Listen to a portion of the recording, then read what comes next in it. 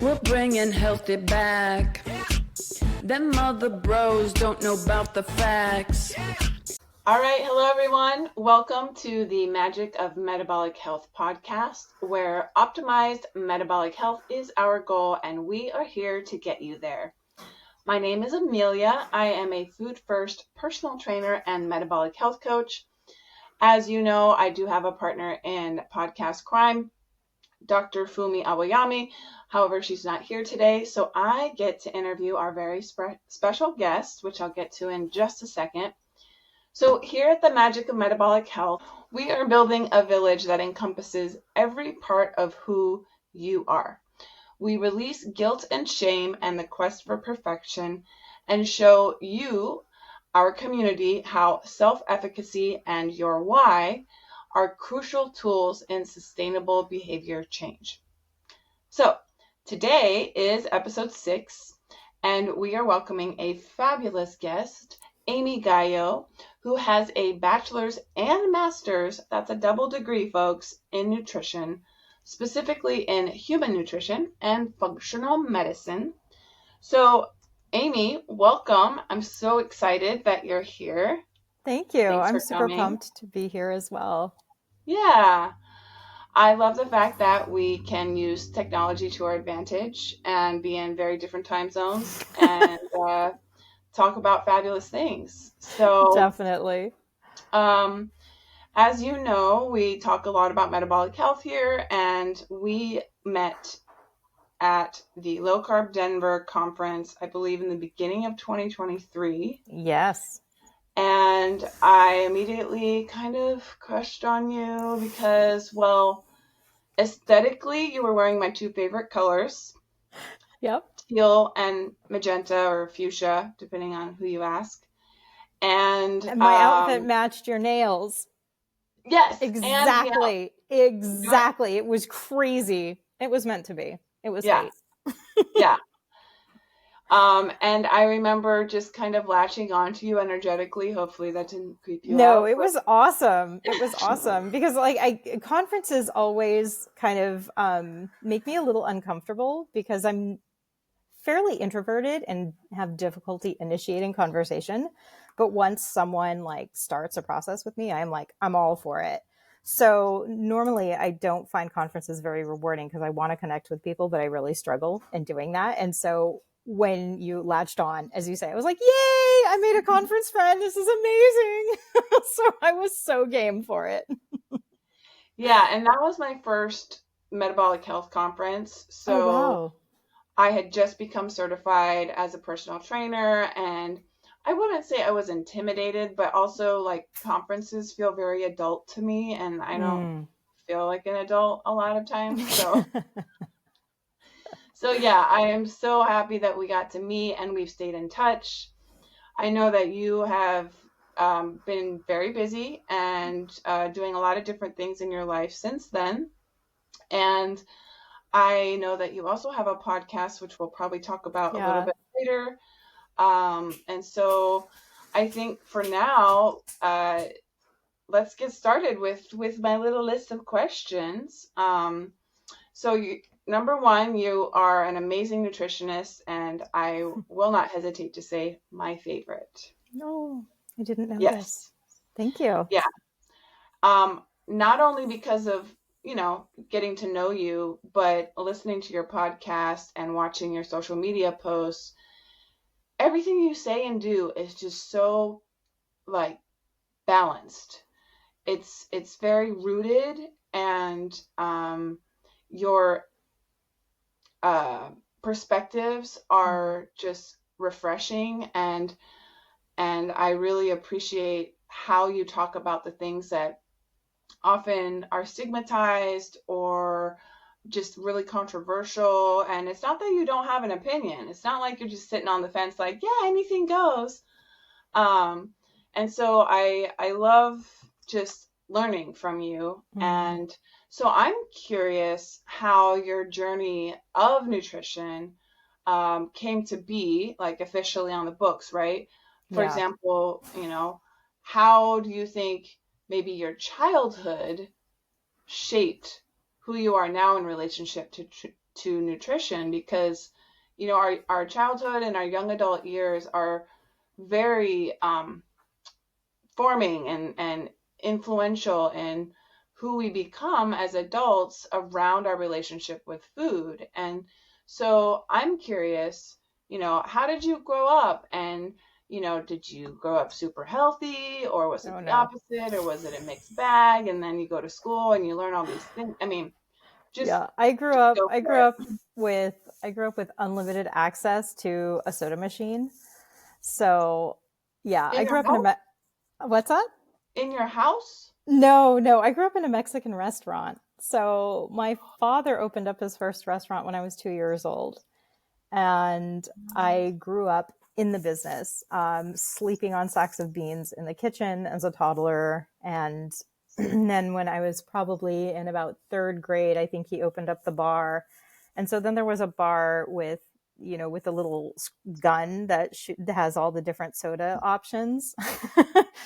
Oh, But before that, there was this super old school soda machines, and so I would just I had full access to soda whenever I wanted. And fortunately, I have never had a very strong sweet tooth, so while I probably did have soda every day, it wasn't like a huge thing. So it was not what I would really call healthy food, nor would I call it unprocessed food by any stretch of the imagination. mm, Um, and nutrition was not a topic at all in our household. I discovered nutrition quite by accident. I was in a bookstore when I was 12 years old, and on the end cap was this book called 101 Ways to Save the Animals. And I thought, oh, cool. It's going to be about like dolphin safe tuna and saving the rainforest. And so I bought the book and I brought it home, and it was written by the founder of the People for the Ethical Treatment of Animals. So here I am, I'm 12 years old. I know nothing. And this book tells me about the fur industry, animal testing, and yeah, there was a chapter on the rainforest and factory farms, and I was completely um gobsmacked. Really, I had no idea that this was something that was happening in the world, that humans could do this. It was just absolutely mortifying. And so relatively overnight, I became a rabid animal rights activist. I threw out all my leather, all my animal tested products. I went hardcore, straight away, boom. And then after about a year, I had this like conversation with myself where I was like, listen, you cannot keep eating meat if you believe in animal welfare. mm, And so I decided to become a vegetarian. I was yeah. 13 at that point in time. And there were a couple of my family members that were really concerned about that choice. They thought I would be protein deficient. They thought I would be iron deficient. And my 13-year-old mind, which for 13, I give myself a little bit of credit, but it was still relatively naive. It was like, well, the entire like continent of India is vegetarian. So they're all alive. It's got to be fine. And so I went to the library, got books on vegetarian nutrition so that I could read up, research my point, and make it clear to my relatives that this would be totally fine. And in the process of doing that, I discovered how crucial, how fundamental and foundational that food is for preventing disease and for maintaining health. And again, it wasn't something I was looking for. It was just something that sort of happened to me, as it were. And the science of nutrition, the process of nutrition, how food interacts with our bodies and how it alters our bodies is something that I've never stopped being fascinated about. So by the time I was 15 years old, I decided I wanted to become a nutritionist, and I volunteered in the local hospitals with the nutrition team to see what it would be like to be a dietitian. And I left that experience feeling like nutrition, yes. Hospitals, hell no. No. It was just such a sad place to be. And so I have always really been on the preventative end of the nutrition spectrum with with how I pursued my career. I've always wanted to help people really extend the suffering, the prevention of suffering for animals that I was feeling to humans as well. And obviously I'm no longer a vegetarian. But I was for 13 years, and when I was a good vegetarian, I got my first degree being a vegetarian. I knew what to do. I knew how to do it right. And it still was not appropriate for my body based upon what I knew at the time and what I was putting my body through at the time. So, yeah. I just have to say, the more you talk, the more we have in common. I have not shared my story with you, but real brief, I became vegetarian at 13. Oh, shut up. No good reason though. It was a dare. Oh. Two of my friends were like, we're going to try and be vegetarian for a week. I'm like, oh, okay, I'll try it. And they didn't last, more than a few days. And I lasted 5 years. Wow. And just out of stubbornness, or what kept you avoiding meat? No, I think there was something. I mean, back then I didn't have access to the internet. So it's not like I was influenced really by social media or like mainstream or subculture. Like, I was 13. But then when I was 15, 16, I started going to hardcore punk shows, and there was PETA there. PETA was all over the shows. They'd have the videos that would show all the things. Oh, God. Yeah. Those videos are so traumatizing. So then I did have influence and more reason, I guess, about animal welfare. And so I finally went vegan when I was 18. And then I was vegan for 7 years. Wow. I tried so hard to be vegan, and my body was like, girl, no. Yeah. I could only last like 3 months at a time. Yeah, well, it ended. But I had aspirations. I was depressed. I was anemic. My B12 ended up being fine, but I felt terrible all the time. And I went to, I won't say where, but a very prestigious university in Seattle that specializes in natural health. And they said, oh, you can still be vegan. Just, take iron supplements and eat spinach and apricots, and, you'll be okay. Of course, none of that helped. Right. And so we can get into some of these things too while we're talking, because I am no longer vegan or vegetarian. And that was simply not a moral reason or a change of ethics. I still value animal welfare, but my body had to come first. My own health had to come first. So anyway, amazing story that you have. And now it took me decades to get into the health field. And I'm just a personal trainer and health coach now, but let's hear more about some things. So you started out young. You found your passion. You found your calling. You became a nutritionist. You got your bachelor's and then your master's. And so I'm curious how you run your business now. And one of the things that I think you and I both relate on is our own struggle, right? Like, we tried to do what we thought was best, either based off of the information we had at the time or just our feelings, right? Very emotional. And so one of my questions is, what are some common misconceptions or maybe barriers that you see people or your clients facing in their journey toward metabolic health, specifically around nutrition?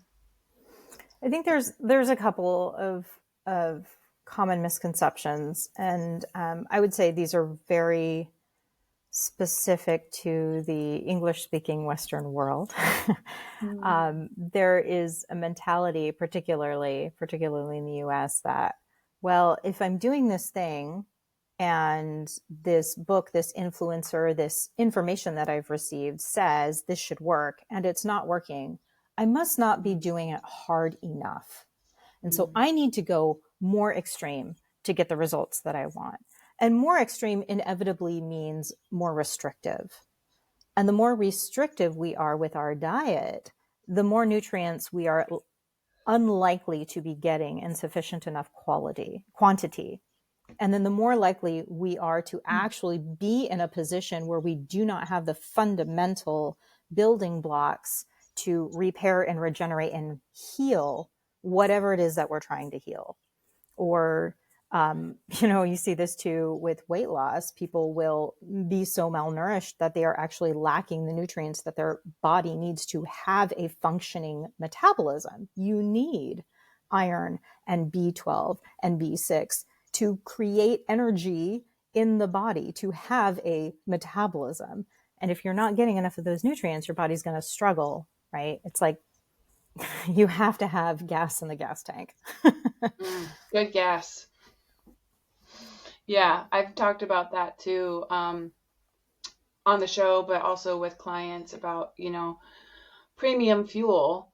Yes. Sometimes it might appear or actually is more expensive to acquire and consume higher quality things.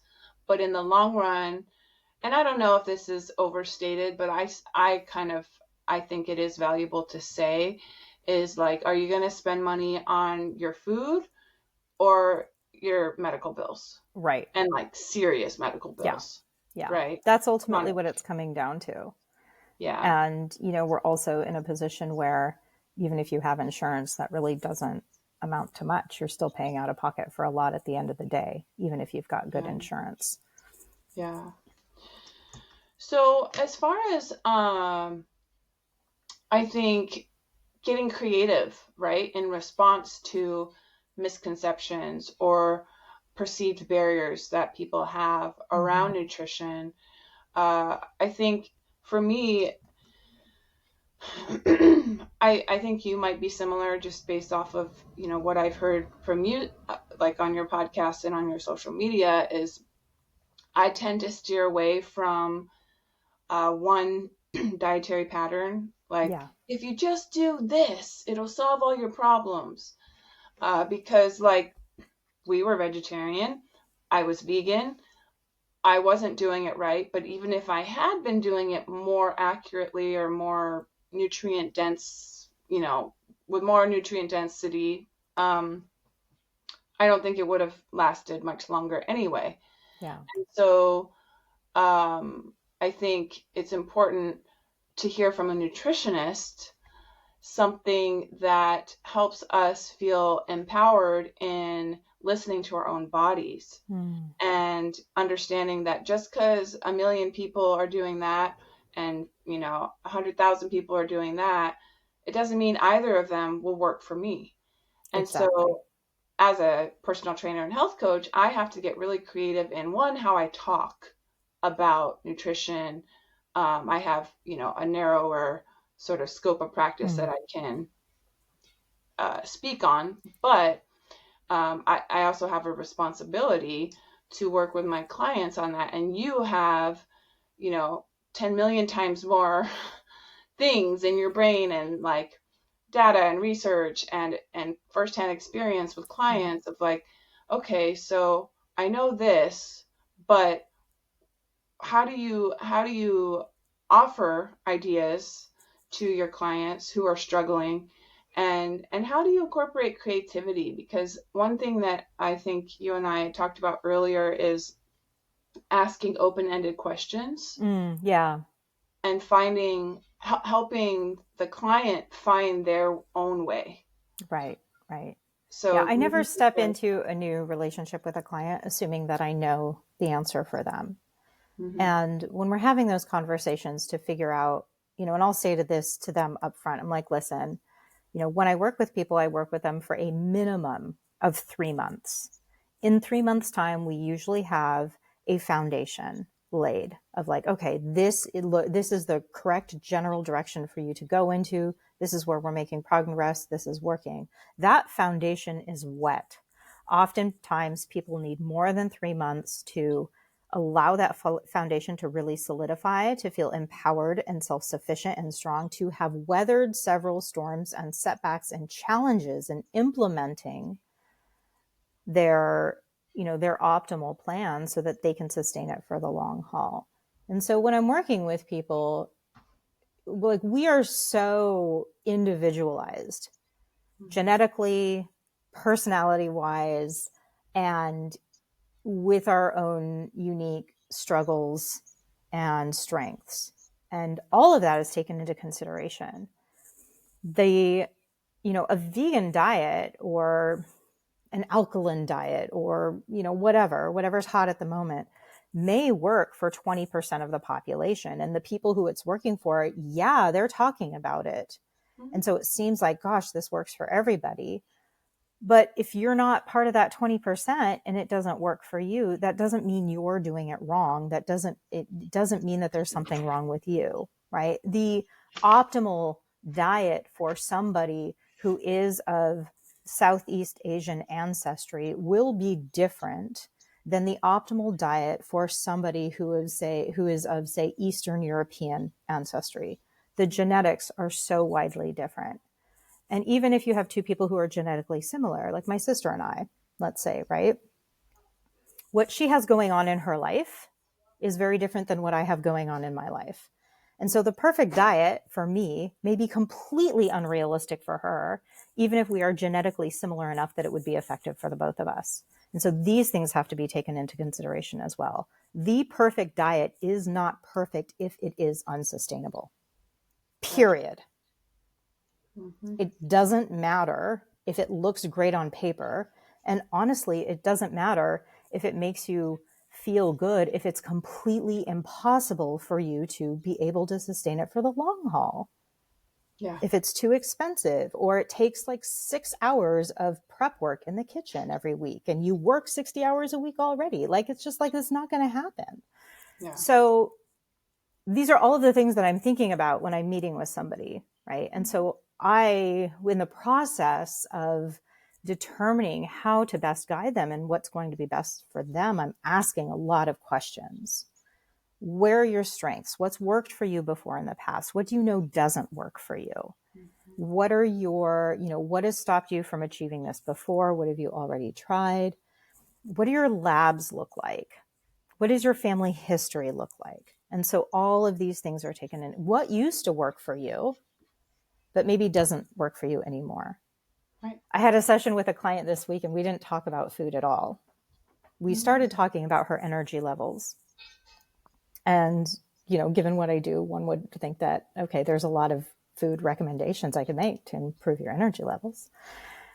But something that I don't even remember the question I asked now, but something about how I had asked a question or what I had asked led our conversation down a path of how her work is draining her energy. Mm-hmm. And she spends so much time putting up a persona that she needs to have for her work environment that it is literally sucking the energy out of her. Mm. And so our entire conversation was about how can you stay grounded and present and in integrity with who you are while still having to do this job that you have to do? What are some ways that you can take moments to reconnect with yourself, to discover what it is that you need? Because and then outside of the work environment, she's living her life for other people because of how she's been raised, right? And I'm sure it's relatable. That situation is relatable to so many individuals, right? Where everybody's needs are put first. So no wonder you don't have any energy. Yeah. Right. And so the conversation was really, just asking questions about, well, do you know what your needs are? What are some things that you used to do in the past to connect with your emotions, to connect with your needs? And then she was like, oh yeah, I forgot I used to do this thing. I used to do that thing. And so she already has the solutions inside of her. It's just the questions, right? Mm-hmm. That bring that up to light. We have a lot of wisdom within us. We don't have all the answers, but we have a lot of wisdom within us.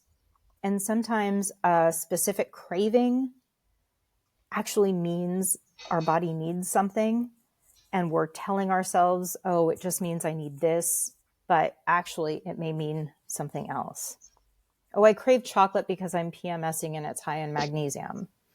And magnesium is good for PMS. Well, no, I'm craving chocolate because I'm PMSing and I have so many personal life needs that are not met, that my PMS is through the roof because my emotional needs are suffering.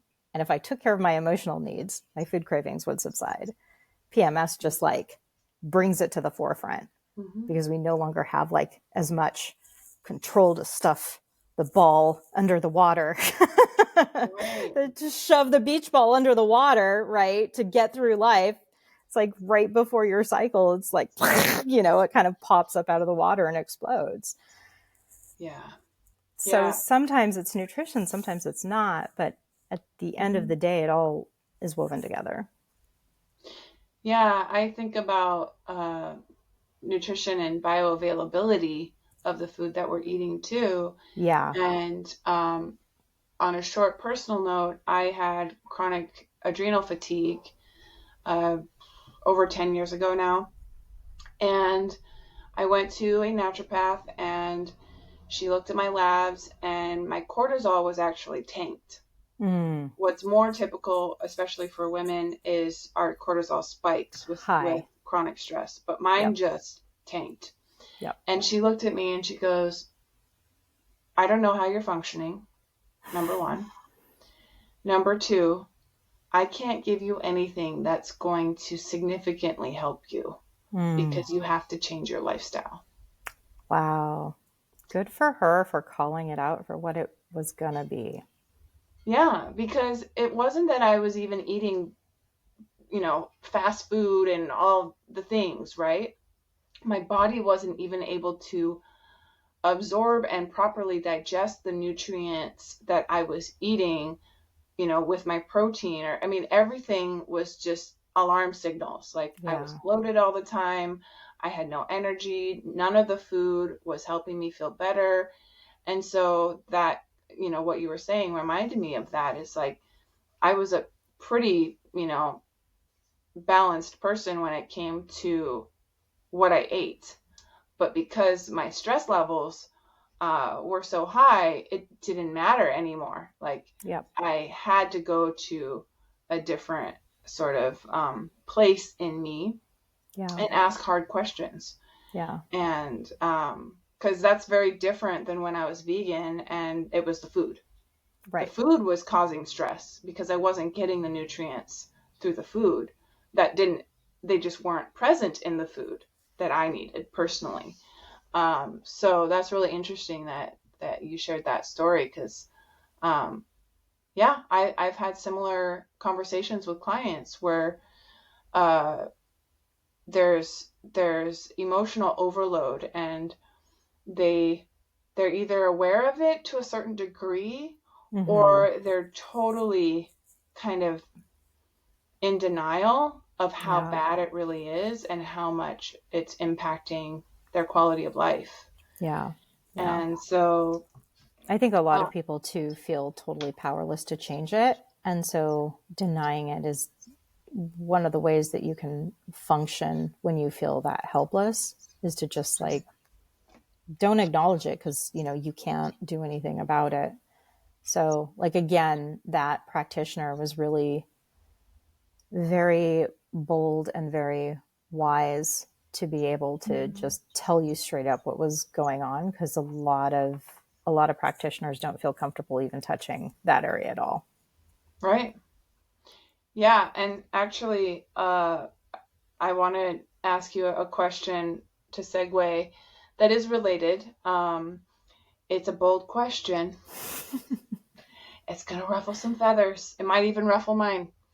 But what I have been told by other naturopaths, because that's generally my main, my PCP, my primary care provider is a naturopath. Several other times when I've had some issues around energy or digestion or whatever, the sort of textbook suggestion to me is, well, are you eating a diverse diet? Are you eating whole grains and leafy green vegetables, beans, legumes? And no one ever really says, are you getting enough protein? It's generally like, are you eating whole grains and vegetables? Right. And I have come to a point in my life where whole grains don't really help me ever, like energetically, but also physiologically. Mm-hmm.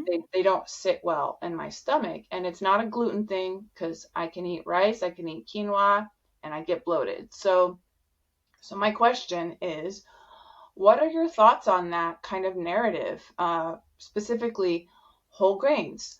Who can benefit from eating them on a semi-regular basis, and who should possibly avoid them? Like, I'm wondering if our audience, there are people out there watching, and they're wondering, maybe that's me, but how do I know? What Yeah. symptoms, what signs do I need to pay attention to know if that narrative of like, oh, whole grains as much as possible all day, every day, if that's right for me? Yeah, so grains are interesting. I mean, they are, I think, because I've been in this field for so long, for so many years. At this point, I've studied nutrition for over 30 years. And so I've seen, I know, isn't that crazy?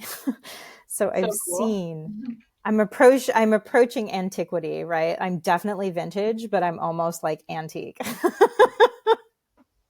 Wow, I've I never know. described myself as that. I like that. um, And, when I first started studying nutrition, people did not have issues digesting grains. It was not common. And now it's very common for people to have difficulty digesting grains, digesting vegetables. Their intolerances to all sorts of things that were just not, it just didn't exist in the 80s, 70s, 80s, 90s, early 90s. Even when I started my practice, when I first started my practice in 2004, I rarely encountered food intolerances. And 10 years later, it was very common. And that's when I started thinking about, well, gosh, I want to go back to grad school, because the average client that's coming to me is very, very different than the average client that was coming to me when I had first finished my undergrad. So our physiology, our physiological resiliency has degraded over the last 25, 30 years. And this is why, in my opinion, we have so many more challenges consuming healthy foods. General population information, average advice hasn't caught up to that. And so you're still getting the same advice that, they've been giving forever. Whole grains are nutritious, veggies are great for you. Yeah, that's true. But if you can't digest them, that's not true. But the problem isn't the grain. The problem isn't that wheat is an evil thing that attacks our bodies and is out to destroy us. If that was the case, humanity never would have survived the agricultural revolution. We wouldn't have made it. But that was actually the point in time where we really started to industrially and educationally thrive as a species. So, and I can feel like some people are probably like, oh my God, what is she saying?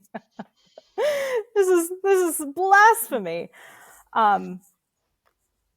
Grains aren't evil, but that doesn't mean that they're good for everybody. People who do the best on grains are people who have very, very high levels of endurance activity. When you try to eat a paleo diet, or even just focusing specifically on nutrient density and getting the most nutrients you can per calorie, if you are an endurance athlete, you will struggle to get sufficient carbohydrate energy to fuel your body's demands for your sport. And those people often end up suffering. Performance suffers, immune system suffers. You get, what do they call it now? They used to call it the female athlete triad, and now they call it relative energy deficiency syndrome, RED-S, which is... And are you, just to clarify, are you saying that carbohydrates are part of that result? or lack of No, mental? if for instance, if there's a triathlete who's on a low carbohydrate, a triathlete female who's on a low carbohydrate diet, Okay. that can be problematic Oh, okay. because the body requires so much energy. And so I think of, when we look at our macronutrients, protein is our building block, right? Protein builds our muscles. It's a major part of our immune system, and so many pieces of the body. It's structural. It's a structural nutrient. And carbohydrates and fats are energy sources. Fats also provide essential nutrients. Some carbohydrates also provide essential nutrients, but those essential nutrients are usually also found in vegetables, right? So you're not just limited to like starchy carbs. Right. Fats, I think of fats like diesel fuel. It's a slow burning fuel, Oh, okay. right? Like diesel trucks use, the big shipping trucks that are on I-5, in the right-hand lane going slow, they're using diesel fuel. And I think of carbohydrates as high octane Formula One fuel.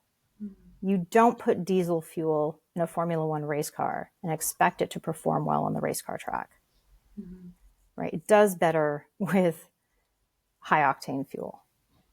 So when you are an endurance athlete or you're trying to do endurance activities in a high volume or high intensity, your body requires high amounts of ATP, high amounts of energy, a lot of it very quickly. Carbohydrates are the best quality source of providing that high amount of energy availability to perform that sport and also for the body to recover from the demands of that sport. So you're specifically talking about high performance athletes right now? No, yes and no. I mean, when I say high performance athletes, most people will take themselves out of that category because, oh, I'm not elite level. Oh, I don't do marathons. Therefore, that doesn't apply to me. No, I mean, there are some individuals physiologically for whom doing an hour of cardio or endurance based activities 3, 4, 5 times a week necessitates, whether they're just doing it to stay in shape or whether they're training for an event, just like basic run of the mill human being, not a sponsored athlete or anything like that, will need more carbohydrate. And some people actually do fine without a lot of carbohydrate. Yeah, that actually It's very, I will say though that most individuals, especially females, do better if they're doing an endurance sport, do better if they have more carbohydrate rather than less. And we can get into what does more mean, right? Yeah, that's also But super individualized. yeah, and I assume that you're not saying, oh, you can eat more donuts Oh and you God, can no. eat more, whatever stuff like that. But something came up when you were talking about the high performance or people who are running marathons and things like that. And Professor Tim Noakes from South Africa, I know you're familiar with him, and you being a runner, you've probably heard about the work that he's been doing for decades and helping long distance runners fix their health issues. And one of the things that he talks about, and there are studies that he's performed and published, he talks about carb loading for specifically marathon runners and how it was very normal for decades. And then people started to show signs, like you were saying, in the 70s and 80s, people weren't showing symptoms of, poor reactions or poor gut issues with grains or carbs. And now it seems rampant everywhere. And so he has a personal story about his struggle with diabetes and things like that. And then runners that he's worked with, because he's a doctor, who were carb loading. And once they either saw their labs and saw that they were pre-diabetic, yet they were... I get pre-diabetic marathoners in my practice. Yeah, they're like this often. big and they're all muscle. Yep. Yet they were carb loading. They cut out those carb loading habits, and their labs improved and their time improved for their marathons. And so how do we explain that? Like, is it just he happened to pick people who couldn't manage with the carbohydrate loading, or like it just seems like a really confusing phenomenon. It is. And to be completely transparent, I haven't looked at his research very deeply. I've heard about him. I heard what he's doing. I haven't really deeply studied what he's doing. And so I can't really speak to his research or what, even make any kind of assessment about what his research findings are showing. I will say in the last 5 to 7 years, yeah, I'm seeing pre-diabetic marathon runners in my practice. Again, something that impossibility, unheard of, crazy town 10, 15, 20 years ago. Absolutely not a thing. Something is going on. I don't know what it is. My gut instinct at this point is that there is something environmentally that is impacting our physiology, our metabolism, and making and disrupting the cell-to-cell communication, or disrupting something within our metabolism that is making it more and more difficult for our bodies to process food, period. Okay. When we get into the carbohydrate intolerance, generally speaking, like grain intolerance, inability to process produce, a lot of that I think comes down to gut health. And when we look at the things in our environment that are disruptive to the gut microbiome, we've got fluoride in the water, we've got how most of our produce is processed before it gets to us and how it's treated, right? We've got the glyphosate issue that's sprayed everywhere. We've got the fact that, again, and more so in Western industrialized English speaking countries, a great deal of high performance, high stress, unsupportive culture that is extremely stressful, and stress impacts our gut microbiome. Right. So there's a whole host of things going on, and that has nothing to, there's the plastics issue as well. What degree plastic, environmental pollution from plastics impacting our health is still completely unrecognized and largely unknown, but we know it's doing stuff and it doesn't look good. Right. And so it could, I'm just making stuff up off the top of my head. I'm armchair hypothesizing here, hardcore. So take that for what it's worth. But I would not at all be surprised if the amount of plastic that we are consuming, breathing, eating through our food supply and our water is impacting our cellular health and making us more insulin resistant, to the point where you have marathon runners with prediabetes. Yeah, I'm a master gardener too, and so we're always talking about glyphosate. Yeah. Because it's a forever chemical. That shiz is nasty. And you cannot just wash it away. You can't. And so I'm always thinking, okay, what is in all of these non-organic processed foods that we eat when we go out for coffee and grab that pastry that is so common? Have a pastry here, have a cookie there, have some cake at a birthday party.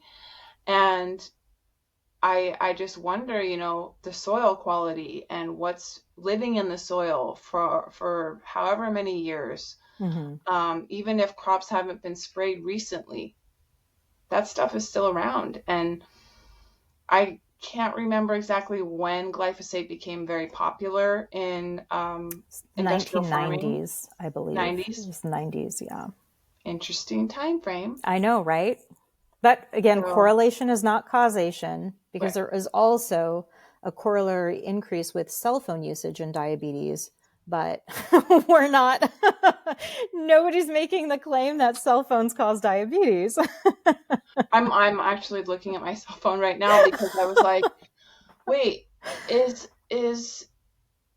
Tim Noakes a doctor? Because I was just thinking I called him a doctor. Now he has a PhD. A PhD. So he's that kind of doctor. Yeah. But and an exercise scientist. But anyway, for y'all watching and listening, go look him up because he went through some crazy legal battles in South Africa where they were trying to take away all of his credentials to operate in any medical way at all. But he won. He proved him wrong. So, geez, there's so many layers to health. And I think that is definitely one thing that can be overwhelming to people, clients that you work with, clients that I work with.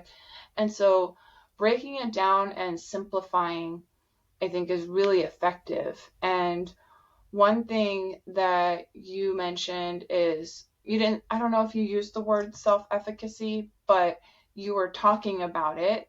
Like, how do I help my client recall successes from their past that supported them when they were at their best, or maybe not their best, but at least better than they are right now. And being able to recognize and identify, oh, hey, I have done hard stuff before, or I have succeeded in things. And it doesn't necessarily have to be around food. Like, oh, when I was at my best weight, I only ate 800 calories a day. That's not exactly the self-efficacy that I'm looking for. Right, precisely. And just because you got away with it then doesn't mean you'll get away with it now. The body that you have today is not the body that you had when you were in your 20s. Exactly. And our bodies change. And I put this out there all the time. I'm 43, almost 44, and I have a lot of female clients who are going through changes. Yep. And they even get food allergy testing, and they're like, I'm fine, there's nothing wrong with me, but they're always bloated. They're not sleeping well. They can't digest things like they used to. They're having other reactions, yet the tests say they're fine. So, the nuances of aging, I guess, just your body always evolves, and it doesn't necessarily mean it's a bad thing. Like, I never say, oh, I'm getting old. Like, my body's just changing. And I wonder if we were to come at our health from that kind of mentality, like, oh, my body's changed. My body needs different things. Instead of like, I'm slowly dying and I can no longer have fun or enjoy life because I can't eat, donuts every day anymore. Yeah. It's a sign. And it's like, no, maybe your body just like, I want an orange every day instead of a donut. Exactly. Or whatever. Yeah. Speaking of sugar, this is my next question. So, what are your thoughts as a nutritionist on added sugars and refined flours? Those I put in like I think of them in two ways. For most of the population, that goes in like the emotional food bucket, the fun food bucket, the occasional bucket. And when I say occasional, I mean like once a week, a couple times a week, right? Most people who are seeking the advice of a nutritionist have their physiology is compromised in some way such that they cannot eat those foods with the kind of regularity that is considered normal in our culture.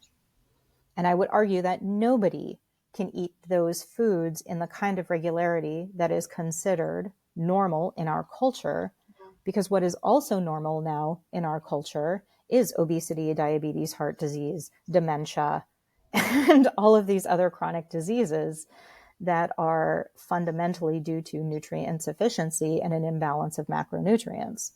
So I don't say no, never, because human beings, we have very emotional relationships with food.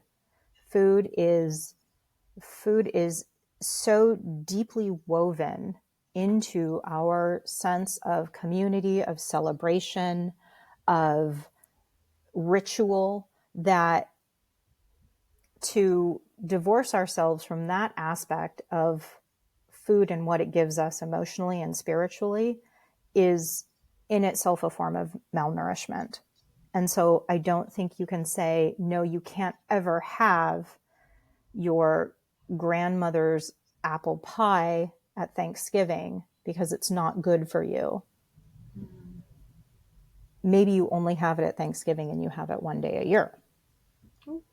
But, and there are some people who make the decision on their own, like, no, that food makes me feel like utter crap and it's not worth it. And I'm like, great, then we don't have to go there. We don't have to navigate that. We don't have to figure out how much, when, and where, and what's going to be okay for you. Now, then there's the other situation where there are some instances where refined processed carbohydrate, again, this is more from an athletic perspective, can be beneficial. When you have an athlete that is, their blood sugar is crashing. And actually, I had this experience in last spring where it was I went out for a 12-mile you remember this story from the podcast. Yep, I do. Yeah, I went out for a 12-mile trail run up to this like ancient historical site where like some farmers saw the Virgin Mary in like the Middle Ages or something crazy like that. And I was like, I want to go to this place. And I was dressed for like 40-degree weather and it was 60 degrees.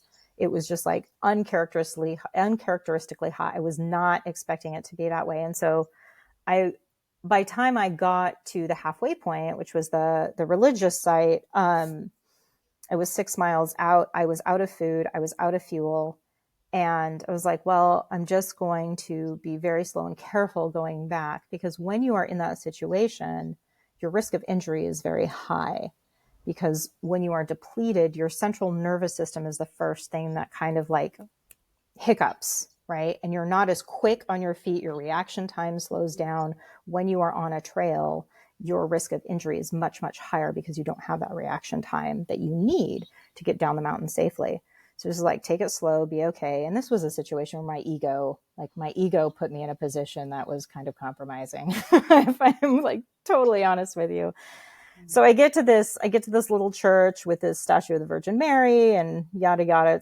It's pretty and stuff. But when I turn the corner and I arrive at the chapel, the first thing I see is this cafe. And the first thing I see in the cafe are potato chips and Coca-Cola. And I am like, holy crap. That is the perfect fuel for me right now. Now, mind you, I have not had a Coca-Cola, like a sugar Coca-Cola beverage, in more than a decade. What is this? I don't remember the last time I had like Coke, real Coke. Like, what is, because, I was in Europe, so high fructose corn syrup wasn't an issue. It was real sugar. But even when I'd go to Mexico and stuff and there's real Coca-Cola, like I just don't do that. It's not my thing. And potato chips, potato chips aren't my thing. But here was a situation where my body was depleted. I was dehydrated. I did not have enough fuel in my body to get down the mountain performing well without risk of injury, right, from a twisted ankle or whatever, right? And there was liquid with caffeine and sugar and salt in those potato chips. Straight up the most perfect thing that could be there for me. And because it was hyper processed, it would get into my bloodstream quickly. So I was like, hallelujah, the Virgin Mary answered my prayers. Now, that is a very unique story, intriguing and unique situation. Exactly. Right? And that is a situation, right? Like there's always, and this is one of the reasons why I don't draw a hard line really on hardly anything, because you can always find an exception to the rule. Sure. There are an infinite amount of situations where the rule doesn't apply, or where breaking the rule is the exact thing that needs to happen. Sure. And my mind is already going to my auntie who's diabetic, and has lost 1.5 feet Yep. already due to amputation. And her doctor is still telling her when her blood sugar is low to eat candy. Oh, wow. Don't get me started. Yeah. But that's the kind of advice the majority of the United States of America is getting. And that's why the United States of America, that's one of the reasons why the US is in metabolic crisis. Yeah. Is because we do not have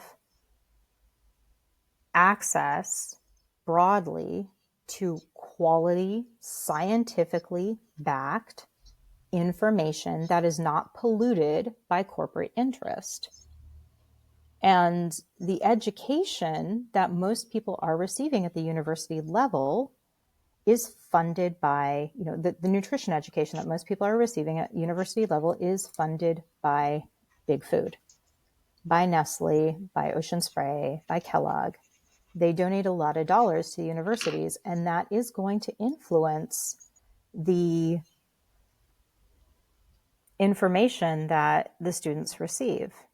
And doctors don't get education in nutrition. It's not required. Most of the time, it's not even offered. And so they're, they get to say stuff like that, but you don't. What? Like, why can a doctor offer nutrition advice, but not a personal trainer? Yeah, good question. So that's a perfect segue into my next question about policy. And Policy. whew, I know there's not one answer, but like you said, the influence that certain entities have on the government, and thus the government having influence on us as far as like our psyche and also what we believe, because we've always and also always what we been have told. access to. Also, like if you are on food stamps, the government decides what foods you can get on those food stamps and what doesn't. The bulk of like so much of Coca-Cola's income is from WIC. Really, I didn't know I think it's I think it's 40% of the income for Coca-Cola in the US is from WIC dollars. That's criminal. You said it, so I didn't have to. Yeah, exactly. It's an astronomical amount. It is and WIC is also taxpayer funded dollars, right? And so we are effectively paying for the government to permit us to be malnourished and poisoned. We pay for it with our lives. We pay for it with our health. And then when we're on Medicare, we're paying for the medical treatment that could have been prevented if we had proper nutrition guidelines in the first place. It's like Yeah. So speaking of nutrition guidelines, things are going to be changing somehow in January 2025.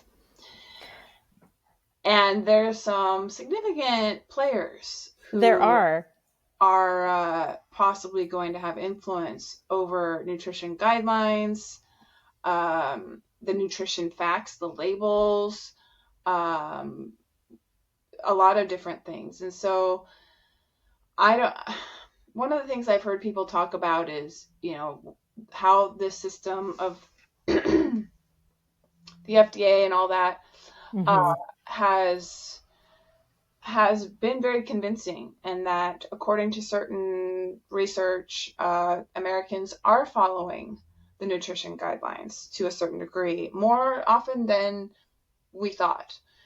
And of course, the nutrition guidelines currently that are in place are, I think maybe you and I would disagree with the current recommendations for the most part. And so if people are following the rules, so to speak, generally, if the rules change, how long is it going to take for it to impact people in a positive way that is going to address this metabolic health crisis? And, besides just the guidelines hopefully changing, or the food pyramid getting flipped on its head, or changing shape or something, what do you think needs to also be addressed systematically? Whether it's school related things, what we feed the kids in schools, or what, like you said, WIC allows, maybe WIC has to change their rules. Because policy, as we all know, it can be a double-edged sword, and it can be a very, very, very slow turtle. And so there's a lot in there to unpack. That was a lot of questions. Yeah. You're asking the question on the premise that if there are changes made, that they will actually be positive science-backed changes rather than what we have now. And the food guide pyramid hasn't actually been in use since, I believe, 2015 is when they finally took it off the shelf. And now we have My Plate. Yes, we do have My Plate. Yeah, which is, My Plate is like, it's roughly, it's not exactly this, but it's roughly like a quarter fruit, a quarter veg, a quarter grain, a quarter protein. I promise you that's not how Americans are eating, because they're not getting half of their plate from produce. I promise you that's not happening. All the data shows that's not happening. What I see in my private practice among well-educated individuals who have money to buy whatever they want to buy, they're not eating that way, right? It's not a thing. Maybe now we are finally eating like the food guide pyramid of 2005 was asking, with the 6 to 11 servings of grain. That seems like, yeah, we would be eating that way. That seems fairly accurate. But the current guidelines, I don't believe we're eating that way. So it's interesting because we're going into 2025, and in 2025 there is going to be the new USDA food guidelines for America being released. And they've actually written up the guidelines, but it hasn't been like stamped, sealed, approval for delivery. And that's not going to happen until the next administration comes into office. And so they will be the administration that will push it through or ask for revisions or what have you. So I'm like, speaking of grain, I'm like popping my popcorn and getting ready to sit back to see what goes on with that, because that sounds super like, oh, let the drama unfold.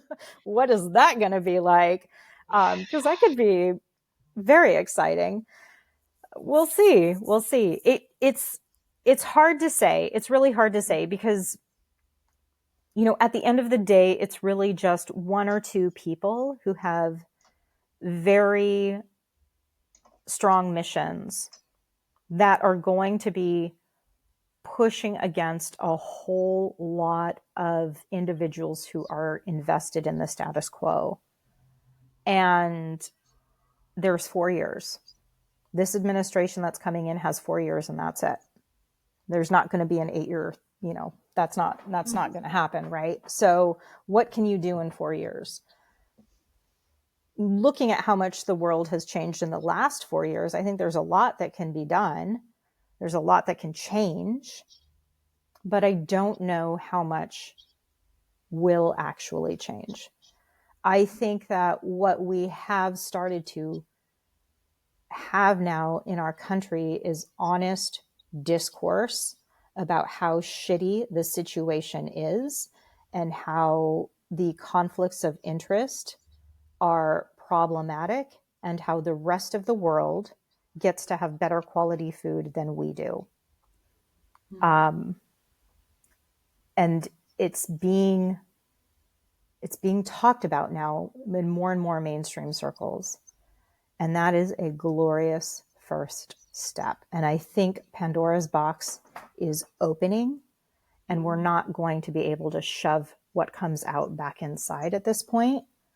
But as far as what will happen in the next 4 years, I honestly don't know.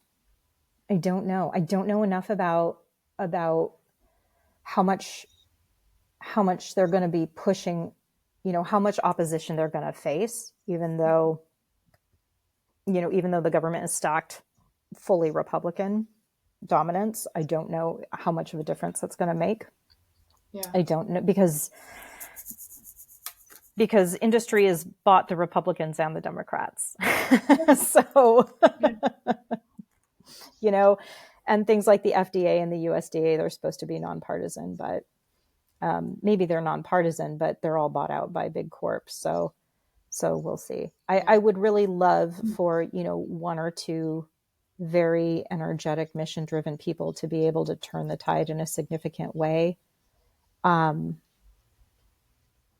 I struggle to think of an instance in my lifetime where that has happened. So I remain skeptical. Sure.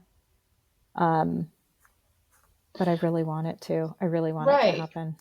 And I think we as I don't know, I never want to consider myself part of the healthcare because healthcare is a dirty word.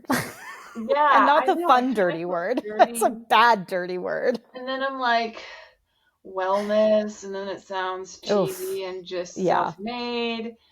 And so I'm thinking about, because my question was policy, I'm trying to dial down to maybe community and professionals who, like you, are certified.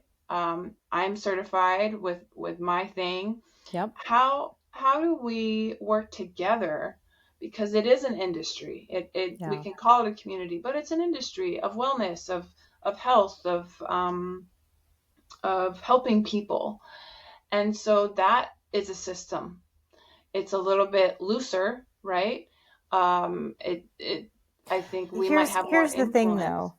In this country, and really, honestly, throughout world history, in most nations throughout history, change happens from the bottom up, not the top down. Exactly. And maybe that's why I'm so skeptical about how much change can actually happen with regardless of who's head of the FDA or, who's leading Health and Human Services. And it is these collaborations with people like you and I, because we are grassroots, that will make the change. It's the conversations that we have with our clients. It's the community that we create that starts to bring the energy together, that starts to make the demands, that starts to apply the pressure. And this has been going on. This has been going on now for 20, 30 years, which is why there finally was a Senate committee hearing talking about how low carbohydrate diets are effective for metabolic health and how what we've got going on with food guide recommendations are totally wrong given the state of health in our country. That would not be possible without everybody who's been working together, talking and collaborating over the last 3 decades, 2.5, 3 decades, to get us to where we are today. Right. And so each of us, it still has to come from the bottom up. Yeah. Yeah. And I think, like I said in the beginning, technology is amazing. And the fact that we can create and build and maintain relationships professionally and share the knowledge and experience we have together. We don't have to wait for someone to record it on a VHS tape and then edit it and then send it in the mail anymore. We have so much access to information. And, sometimes that can be overwhelming and confusing for people. But I think the more we do things like this, you continue your podcast, I continue mine with Fumi, and we continue to cross-pollinate, so to speak, with guests and talk about things that are going on as far as the higher up levels and how our colleagues are doing amazing work and they're finally getting heard. They're finally being seen. Yeah. I'm really hopeful for that and very grateful for this dynamic. And so I think, we're at about, we're over an hour already. I knew it was going to happen. Lovely conversation so far. I think I have one more question for you before we kind of wrap it up. I I would love to hear a story from you about a transformation with a particular client that you would like to share that just stands out in your mind, specifically related to metabolic health or behavior change, both and just kind of share what happened. I have clients sometimes who come and go. Yeah. They'll come 1 year, like for a few months, and then I won't see them again for another year. And it's really interesting to catch up with them about, changes that lasted, changes that didn't. And so Yep. I bet you have similar stories of long-term clients, short-term clients. So is there any Yeah, there was story that, someone. Yeah, there's someone that I worked with. It was actually very early on in my career, and she was obese and young. She was in her 20s, and she was wanting to lose weight, but it was like hate exercise. Don't want to make radical changes. Like, she was never into the whole dieting thing. So, and she already had the like foresight and the wisdom to want to take baby steps. So it started with getting off at one bus stop before her typical oh, exit. Okay, so she would have to walk a little longer. And she started nutritionally by reducing, I think she was consuming 4 sodas a day, and she was looking to reduce it down to 2. And then from there, reducing it down to 1, going a little bit further. And she's never the person who's going to be in the gym. She's never the person who's going to exercise, but she was very open-minded and very willing to explore. And what ended up working for her was Dance Dance Revolution. oh, And so she's like, you know what? I like DDR. I think I'm going to go to the bowling alley and I'm going to do DDR for 15 minutes twice a week. And then we pushed it up to 30 minutes twice a week. And then she was going 30 minutes 3 to 4 times a week. And she had lost about 15 or 20 pounds when we were working together. And then she went off, but we had stayed in touch. She would check in sporadically. And 4 or 5 years later, she had lost 70 pounds. She was very active in Brazilian jiu-jitsu, of all things. Did not see that coming. Nobody saw that. She didn't see that coming. And was like, living her best life. And it was just the willingness to not rush the process that I think was so fundamental to her success. She was just looking for, what is the next best thing that I can do? What is the next best thing that I can do in a way that felt supportive rather than restrictive, and a way that felt sustainable? right. Yeah, that's amazing. I love that. I talk consistently with my clients about if movement is important to them, what do they love to do when they move? Yeah. And, she was going to the bowling alley and basically playing a video game. Yeah. But that's what It was worked for movement. her. That's Exactly. what worked because she was excited about it. She looked forward to it instead of someone being like, it's time to go to the gym. That's not Right. sustainable. And, some personal trainers might look at me and be like, but they have to go to the gym. Amelia. They have to. No, That's a dude, they very don't. uncreative personal trainer. You do not have to go to the gym to be healthy. Our grandparents and our great grandparents think that going to the gym is insane because Yeah. like that wasn't a thing. It wasn't a thing until our Yeah. lifestyle became sedentary. Yes. So yeah. And had she not had an open mind about it, if she had had a fixed mindset of, I don't like to exercise, I won't go to the gym, I hate to sweat. So that was another thing. She hated to sweat. And obviously that changed because you don't Yeah. do Brazilian jiu-jitsu without like sweating, right? If she had maintained a closed mindset, she never would have discovered the ways she can move her body that give her joy. Yeah. And that's, I think one thing that is really common actually is how surprised my clients are with how much they change. The ones who are like, I wasn't able to exercise this week and I really miss it. And who am I? Or why am I craving vegetables? What is happening to me? What have you done to me? Yeah. Oh, that's awesome. Yeah. Yeah. Yeah, that word crave. I had mixed feelings about it for a while, and now I think cravings can be good It's a because message. it's a message, right? Your body's Mm-hmm. telling you when you're able to clear away the clutter, your body has very clear signals that it Yeah. gives you. Yeah. And right now for me, it's sweet potatoes because it's the Excellent. season, It is. you 'Tis know. the season. Um, so takeaways.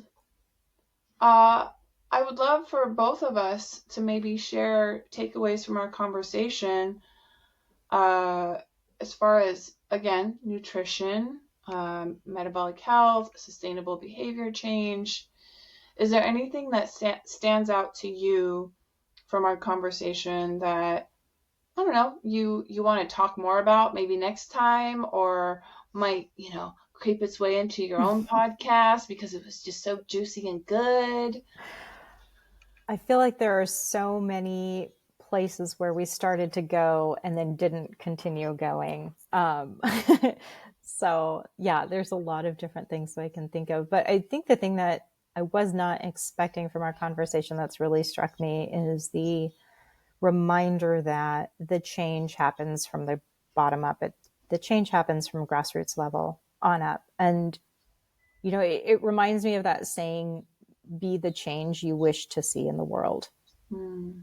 And if we are not satisfied with how our lives are going, we have a lot of capability to make changes that will get us closer to where we want to be. And I think it's really easy to forget that. Yeah, I like that. I also really I use that phrase, be the change you wish to see. Uh, that was actually our keynote speaker at my graduation of my 4-year degree. That was Awesome. the bulk of their message, and it sat with me for a long time. It's always there, and uh, not everyone's gonna be like me, and not everyone's gonna want the same things I do.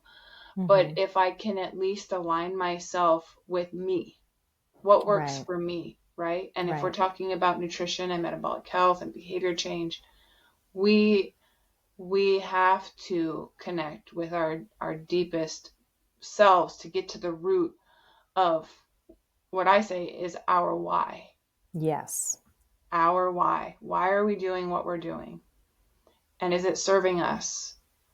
And when we get knocked off course, or we get distracted, or we get stressed or tired, how do we reconnect with that why, with that root, so we can keep going? Because Mm-hmm. we're not aiming for perfection. We're not aiming for just so much restriction that we feel like we can't even enjoy life anymore, right? Right. Um, and so as far as, I guess, my reflections on our conversation, honestly, the story you just shared about your client and how she kind of took baby steps in her own Mm-hmm. way, Mm-hmm. that was so, you know, maybe she didn't think of it as temporary or short term, but it was very compartmentalized. Like, I'm just Yeah. going to do this now. Yeah.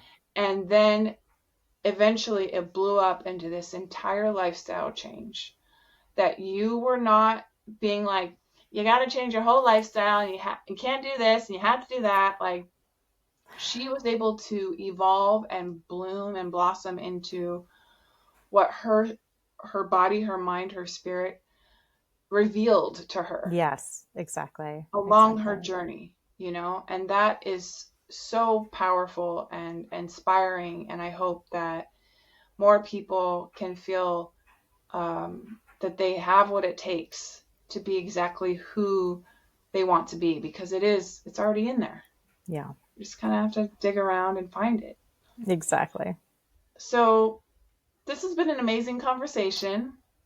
Yeah, As you know, we could talk forever about tons of things and probably find more doppelganger type lived experiences, our lives and things. But I definitely want to give you an opportunity to share, you know, your work. Like, where can we find you? Where can we listen to your podcast? Where are you active on the World Wide Web? All that stuff. So I am on Instagram at Vibrance Nutrition. You can also find me on Facebook, but I tend to be more active on Instagram. And I am also Blasphemous Nutrition. That is the name of my podcast, Blasphemous Nutrition. And that is pretty much wherever you are listening to podcasts, you should be able to find it. My private practice is also called Vibrance Nutrition, just like my social media. And I'm at vibrancenutrition.com. Nice. So Aimee Gallo, thank you so much for being here. My pleasure. Thank you for your time. And we will definitely include all the links to your things below. And as always, everybody, please send us a question, comment below. We really formulate these episodes based off of your feedback oftentimes. So if you want to hear more from Aimee, or if you want to hear more about nutrition and things, please let us know. So thank you for joining us today. And my pleasure. I am so just excited that we finally got to do this together. And me too. I hope we get to do it again. Yeah, we will. We definitely will. So once again, my name is Amelia. I am a food first personal trainer and metabolic health coach. We are the magic of metabolic health. Thank you, everyone, for listening, watching, and for being part of our village. Until next time. We're bringing healthy back. Them other bros don't know about the facts.